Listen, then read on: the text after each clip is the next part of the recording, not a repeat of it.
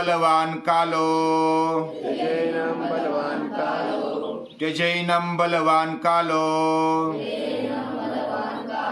मा प्रतिज्ञा वृथा कृता प्रतिज्ञायां हि नष्टायां धर्मो हि विलयं व्रजेत् धर्मो हि विलयं व्रजेत्। सीता माता का चरित्र हमने शॉर्टकट में देखा। सीता माता का जन्म भी अलौकिक है। बाकी सामान्य लोग जैसा जन्म लेते हैं वैसा जन्म सीता माता का नहीं हुआ। उनका जन्म जब जनक राजा हल चला रहे थे तो उनको जमीन में से मिल गई, ऐसी कथा। यानी जमीन में से पृथ्वी माता से उसका जन्म हुआ और पृथ्वी माता में ही सिमट गई। जन्म भी अलौकिक है और मृत्यु भी अलौकिक है। जो परम शक्ति बन करके आ गई और उसने मनुष्य देह लेकर के ये जीवन जिया और वह फिर अंतर्धान हो गई, ये कथा है। लेकिन एक डेमो देने के लिए, हमारे सामने एक आदर्श रखने के लिए भगवान बारंबार आते हैं। संभवामि युगे युगे, यानी हर एक युग में भगवान हमें आदर्श दिखाने के लिए किसी न किसी रूप में आते हैं। ऐसा स्वयं भगवान बोलते हैं। उसमें क्या क्या महत्वपूर्ण है? सज्जनों का रक्षण पहली बात, फिर दुष्टों का संहार, परित्राणाय साधूनाम विनाशाय च दुष्कृताम, धर्म संस्थापनार्थाय, धर्म की संस्थापना के लिए मैं युग युग में जन्म लेता हूं।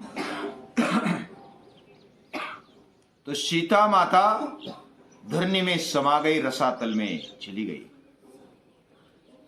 श्री राम प्रभु वो भी देहभान भूल गए और शोक करने लगे और क्रोधित हो गए कि मैं अभी माता होने पर भी धरनी माता को मैं ध्वस्त कर दूंगा, विनष्ट कर दूंगा। हे माते, हे धरनी माते, तू मुझे वापस कर दे। तो इस प्रकार क्रोधित होने पर बाकी देव देवताओं ने श्री राम को शांत किया और फिर कुछ शांत होने के बाद भरी सभा में जो भी चल रहा था, लव कुश गायन कर रहे थे और उसके बाद फिर ये प्रसंग आया। सीता माता ने शपथ ग्रहण कर ली, अगर मैं शुद्ध हूं मन से, कर्म से, वाणी से, अगर मैं श्री राम का ही चिंतन करती हूं, मैंने किसी अन्य पुरुष को मन से भी सोचा नहीं, शरीर से वैसा कुछ स्पर्श नहीं किया, अगर ऐसा है तो धरणी माता मुझे अपनी गोद में बिठा ले। ये प्रतिज्ञा सीता माता करती है और आश्चर्य की बात, सीता माता अपनी गोद खोल देती है और सिंहासन लेकर आती है और सीता माता चली जाती है। उत्तुंग चरित्र। स्त्रियां या तो महिला कितनी आदर्श जी सकती है, कितनी आदर्श मर सकती है, यह आदर्श रामायण ने हमारे सामने रखा। बहुत सारे लोग जी लेते, डर डर कर जीते या तो मर मर कर जीते, लेकिन ऐसे तेजस्विता से, अस्मिता से और ऐसा आदर्श जीवन देखने को नहीं मिलता। और इसलिए ये जो विचार है, ये रामायण का विचार, हमारी संस्कृति का विचार, श्रीमद् भगवत गीता का विचार, ये बहुत ही श्रेष्ठ है। मृत्यु को किस तरह देखना चाहिए। तो इस प्रकार श्री राम जल्दी से निकलते नहीं, फिर भी शोक से, लेकिन अपने कर्तव्य में दक्ष रहने वाले श्री राम वो फिर सवर जाते।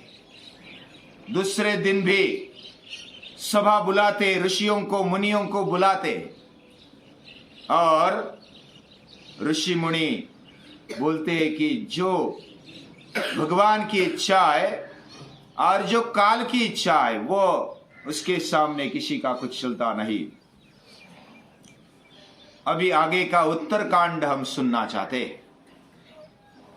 तो लवकुश इतनी धैर्य रखते हुए, संयम रखते हुए, अपनी माता का विरह होने के बावजूद भी वो अगला गायन करते हैं। फिर सभी को संतुष्ट करते हुए यज्ञ की समाप्ति करते हैं। जो अश्वमेध यज्ञ चल रहा है उसकी समाप्ति हो जाती है, और बहुत सारों को जो इष्ट धन है या तो जो भी आवश्यक वस्तुएं है वो दान में दी जाती है। ये सब होने के बाद फिर बीच में कुछ काल चला जाता है। बहुत ही अच्छा राज्य श्री राम का चलता है। सीता माता जाने के बाद जो भी लोग बोल रहे थे ये भ्रष्ट है या तो वह कलंक लेकर आई है, ऐसा बोलने वाले वो गिड़गिड़ाते, अपने ओर से क्षमा मांगते श्री राम की सभा में, और हमने भूल की, हमने आरोप किए, हमारी गलती हो गई, हमें माफ कर दो, ऐसे सभी प्रजाजनों में से पूरी आवाज आती है। अभी कोई भी एक भी विरोध में नहीं हुआ, पूरी प्रजा साथ में आ गई है, और सभी फिर अच्छा राज्य शुरू हो जाता है। यानी कोई भी मन में शंका नहीं, कोई भी संशय नहीं, और जो भी राज्य किया है वो फिर से वर्णन किया है। कालो वर्षति पर्जन्यः, यानी जैसे सुजलाम सुफलाम पृथ्वी, जो भी बारिश होती है वो समय पर होती है, आवश्यक उतनी बारिश होती है, समय समय पर होती है। प्रजाजन भी कोई रोगी नहीं है, कोई दुखी नहीं है, सभी प्रसन्न है। ऐसा ये राज्य राम ने, श्री राम ने खड़ा किया है, उसका बार बार वर्णन आया है।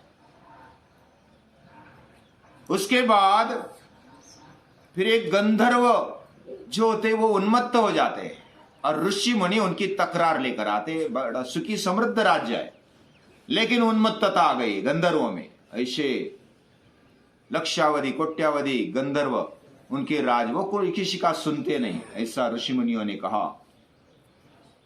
खाने पीने के लिए बहुत कुछ मिलता है, सभी सुखी राज्य है, लेकिन उन्मत्त बन गए, उनको दंड देना चाहिए। ऐसे श्री राम के पास वो ऋषि मुनि आते। तो भरत राजा को बोलकर श्री राम बोलते कि इनको अपनी अपनी सजा दे दो। और उधर फिर तक्ष और दूसरे है, उनका नाम मैं भी भूल गया, भरत के जो पुत्र है, वो दोनों पुत्रों को लेकर भरत राजा जाते, बाकी भाई भी जाते, और उधर जाकर गंधर्वों का नाश कर देते जो उन्मत्त हो गए। और उधर वो दोनों भरत के जो पुत्र है उनको गद्दी पर बिठाकर पहले राज्याभिषेक करते हुए श्री राम उनको भेज देते हैं।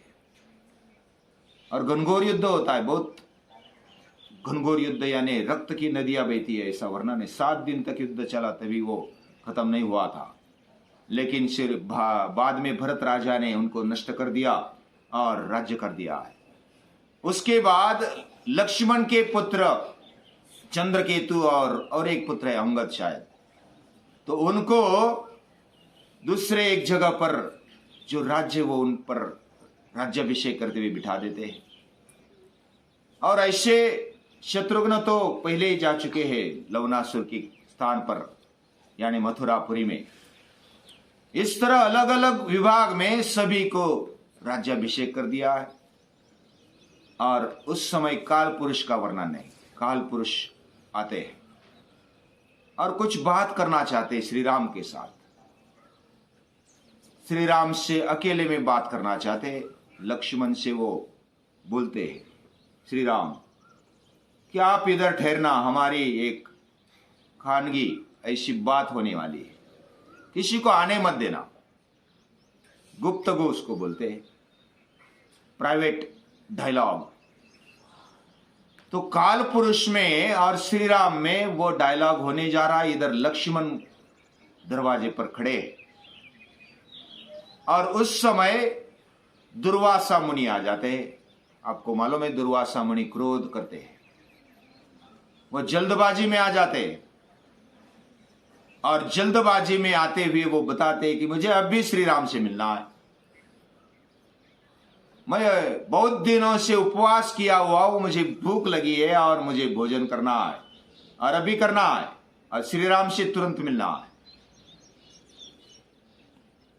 तो लक्ष्मण बोलते हैं कि थोड़ी देर रुक जाओ, बस अभी वो बाहर आ जाएंगे। तो दुर्वासा मुनि बोलते हैं कि अगर तू नहीं गया तो मैं पूरी अयोध्यापुरी को श्री राम सहित लक्ष्मण सहित पूरी अयोध्या नगरी को नष्ट कर डालूंगा, भस्म कर डालूंगा। तो लक्ष्मण सोचते सभी का विनाश होने के बजाय मुझे भी क्या दंड मिलने वाला था मालूम था। फिर भी लक्ष्मण जाते, तुरंत जाते और श्री राम को नमस्कार करते हुए बोलते, वो तो उठ ही रहे थे, उठ गए थे अपने स्थान से और बाहर आने की तैयारी कर रहे थे।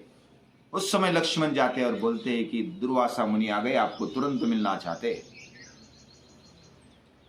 तो श्री राम आ जाते हैं, दुर्वासा मुनि को नमस्कार करते हैं और नमस्कार करते हुए फिर उनकी इच्छा क्या है वो बोलते हैं। वो बोलते हैं कि मुझे भूख लगी है, मैं उपवास किए हूँ बहुत दिनों से, अभी जो भी अन्न है मुझे दे दो, मुझे प्रसन्न कर दो। तो श्री राम वैसा करते हैं। लेकिन बाद में जो बाकी ऋषि मुनि आते हैं, श्री राम के आगे प्रश्न होता है कि अभी क्या करें। लक्ष्मण को मृत्युदंड देना है, अपने ही भाई को, जिस भाई को जीवन भर साथ रखा, लक्ष्मण भी साथ रहे, अपने प्राण की तरह रहे। सीता भी चली गई, सीता माता भी चली गई, लेकिन वह शोक पचा लिया, वह विरह पचा लिया। लेकिन लक्ष्मण जाने के बाद, एक प्राण जाने के बाद कौन जी सकता है। तो उनकी जिह्वा से वचन नहीं निकल रहा था कि क्या करे। फिर वो सलाह लेते हैं वशिष्ठ से कि अभी ऐसी परिस्थिति है, क्या करे। मैं बोल नहीं सकता लक्ष्मण को कि तुझे मृत्युदंड, मैं कैसे बोलूं, मुझे मैं मृत्युदंड कैसे दे दूं। तो वशिष्ठ मुनि बोलते हैं कि त्याग कर दो उसका। त्यजैनम बलवान कालो, ये काल बलवान है, अभी समय आ गया है और समय आ चुका है। त्यजैनम, लक्ष्मण को त्याग लो। और जो अपने प्राणों से प्रिय है उसको त्याग देना मतलब मृत्युदंड देने के भी आगे है। मृत्युदंड से भी बढ़कर लक्ष्मण को त्यागना इतनी सहज बात नहीं। मां प्रतिज्ञा वृथा कृता, तेरी प्रतिज्ञा को छोड़ मत। तूने जो प्रतिज्ञा की है कि जो भी अंदर आएगा उसको मृत्युदंड की सजा दी जाएगी। प्रतिज्ञायाम ही नष्टायाम, प्रतिज्ञा अगर नष्ट होती है तो धर्मो ही विलयम व्रजेत, धर्म का विलय होगा, धर्म नाश हो जाएगा। प्रतिज्ञा यानी हमने जो जानबूझकर जो संकल्प किया हुआ होता है, जो वचन दिया हुआ होता है, वो प्रतिज्ञा है। हमने अपने आप से या तो दूसरों के सामने जो भी वचन दिया है, जो भी संकल्प लिया है, उसको निभाना, ये प्रतिज्ञा है। और ऐसी प्रतिज्ञा जो अपने आप से प्रामाणिक नहीं रहता, या तो प्रतिज्ञा का पालन नहीं करता, उसके लिए धर्म नष्ट हो जाता है। हमारा जीवन भी वैसा ही है। हम अगर अपने आप से संकल्प कर लेते हैं कि मुझे ये करना है, अगर नहीं कर रहे, इसका मतलब हमारा खुद का धर्म नष्ट होने जा रहा है। ये बात समझ लो, ये बहुत गहरी बात है। धर्म क्या होता है? श्री राम की ओर देखेंगे तो पता चलेगा। अपना कर्तव्य कर्म विचार पूर्वक और भावना को कभी साइड में भी रख करके उसको पालना चाहिए। ये धर्म है।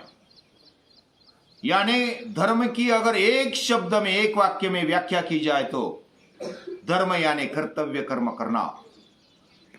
हम अपना कर्तव्य कर्म करें, हमने जो तय किया, संकल्प किया, उसको निभाए, भले मृत्यु भी क्यों न सामने आ जाए। जो भी करना पड़े करने के लिए तैयार हो जाए। उसमें अपना भी हित है, धर्म का भी हित है, सभी प्रजा का, सृष्टि का हित है। ये जो प्रतिज्ञा है, धर्म का लोप होने पर चराचर प्राणियों में भी वैसी ही भावना फैल जाती है और देव देवताओं में ऋषियों के सहित जो भी कल्याण है, धर्म की जो स्थापना है, वो भ्रष्ट होने लगती है, नष्ट होने लगती है। इसमें कोई संशय नहीं है। ऐसे महर्षि वशिष्ठ श्री राम को बोल देते हैं। श्री राम फिर लक्ष्मण को त्याग देते हैं कि जा, मैं तेरा त्याग करता हूं। अभी बोल तो दिया, लेकिन मन में शोक आ गया और फिर कठोरता से दृढ़ रहते हुए सभी को बुला लिया, लव कुश का राज्याभिषेक करवा दिया। सभी बाकी जो है उनको बोला कि अभी लक्ष्मण तो गया है, मैं भी उसके पीछे जाने वाला हूं। मेरी ये जो देह यात्रा है वही समाप्त करने वाला हूं। बाकी लोग भी बोले कि हम भी साथ में आ जाएंगे। आप गए तो हम कैसे रहेंगे? पूरे प्रजाजन साथ में आने के लिए तैयार हुए। विभीषण, सुग्रीव, हनुमान, जांबुवान सब आ गए। राज्याभिषेक के लिए तो आए ही थे। उसके बाद फिर जाकर आए थे और ये सब जाने के लिए तैयार हो गए। राम अगर नहीं रहेंगे तो हम कैसे रहेंगे? बाकी कुछ लोगों को तो आने के लिए बोल दिया, लेकिन विभीषण को, हनुमान को और जांबुवान को, बाकी कुछ ऐसे लोगों को बोल दिया कि आप अपना काम करते रहना, सब अगर मेरे साथ आ जाएंगे तो ये धर्म नष्ट हो जाएगा। ये आगे चलना चाहिए, आगे की पीढ़ी तक पहुंचना चाहिए और इसलिए आप बने रहो। हम जाते, विदा लेते।